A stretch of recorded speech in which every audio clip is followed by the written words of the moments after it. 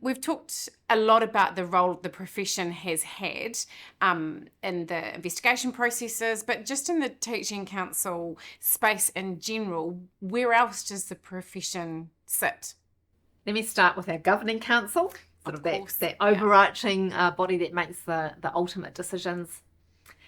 We have a 13-member governing council, 7 are elected by the profession and 6 appointed by the minister every 3 years. So an opportunity for people to put their hand up and be part of that governing role of shaping and, directing. We, as I've mentioned, the panels, we have a strategy and we consult on that every 3 years. And it kind of sounds like a bit, bureaucracy to say it's a strategy. But whatever, and one of the things we've got to do is make sure teachers are really involved in these things, because whatever the strategy says is what I, as the chief executive, then ensure our staff are doing in business plans and financial plans over the next 3 to 5 years that strategy is around. So when we say our priority is Pacific Plan within Te Tiriti o Waitangi, that we want to improve our conduct, and we consult and say, what do you think, teachers? Are we doing the right things that are important to you? Get all that feedback back, and we do change things, of course, around what we've heard. That then determines what we are actually doing and what we're focused on.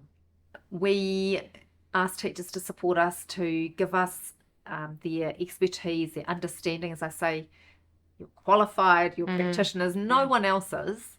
And we want to make sure we're taking that view of the world, your expertise, to things like select committees, Right. to the table of ministers, to policymakers.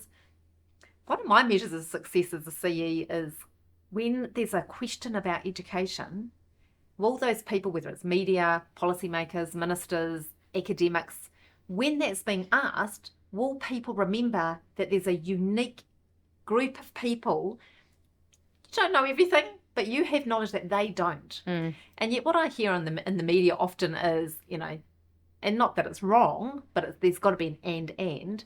There's a person from academia. There's a person who's a policymaker. And where's the profession? And I think that's part of the role, is us bringing that expertise, knowledge and understanding of the education system and making it really clear that it's got to be part of the decision-making, at that decision-making table. Yeah. So we're doing that work, as I say, the panels, we employ people who have current practicing certificates.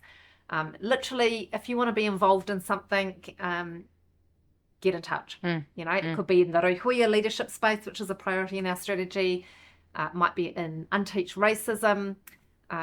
Absolutely, we have teachers working, and it might be for a time, might be a term. You might not want to give me somebody for a long time. You might want to say, hey, actually, for your development, it'd be great if you went and sat on the CAC for a period of time. Or maybe you could be one of our people who do competence out in the profession, actually in schools, building that capability.